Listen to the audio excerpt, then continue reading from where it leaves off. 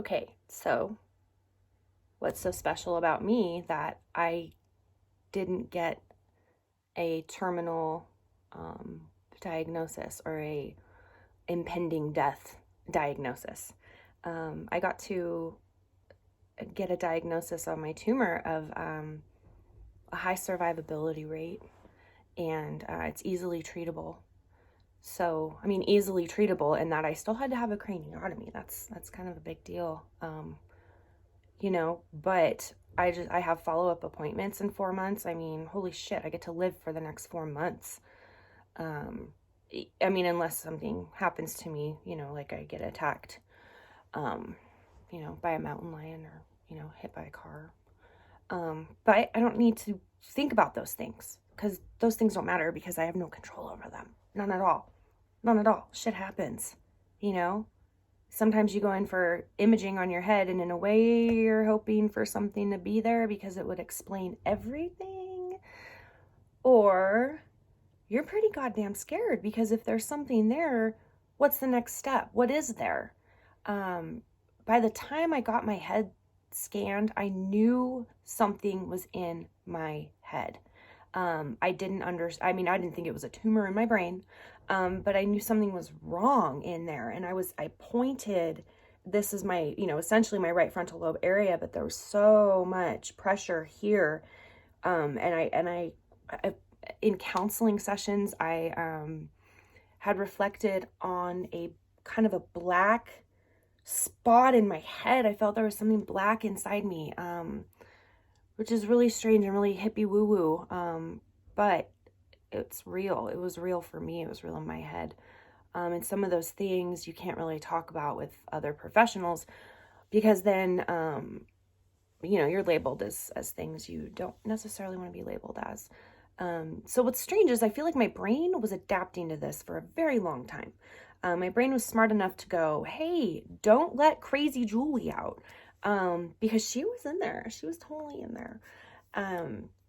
But it got to a point where I couldn't control crazy Julie anymore.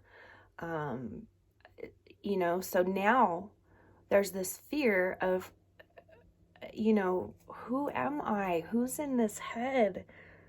Who is communicating out my words?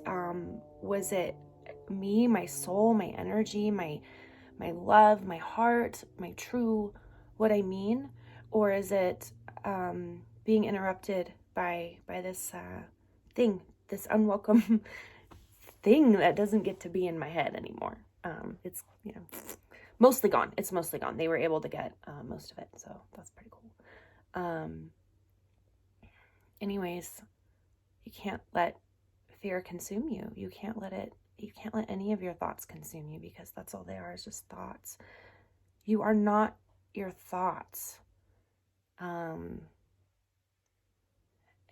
You are what you do, but then that's scary for me right now too, because what I've done with this tumor in my head is pretty extreme and startling and upsetting. And I'm still responsible for those things because it was my body that did it. So, I punched a hole in the wall because I was so angry a year ago. That was kind of a triggering point where I should probably have gotten a CT scan then. But I'm responsible for cleaning up that mess. I'm responsible for fixing the wall. It doesn't matter if the tumor did it or if I did it. I still did it. I'm the person that did it. So that's kind of a hard thing to swallow, and then I think, what if we're all doing that? Not that everybody has a tumor, but what if we just don't see anything other than what we can see? That's the truth of it. All we have is our own lens.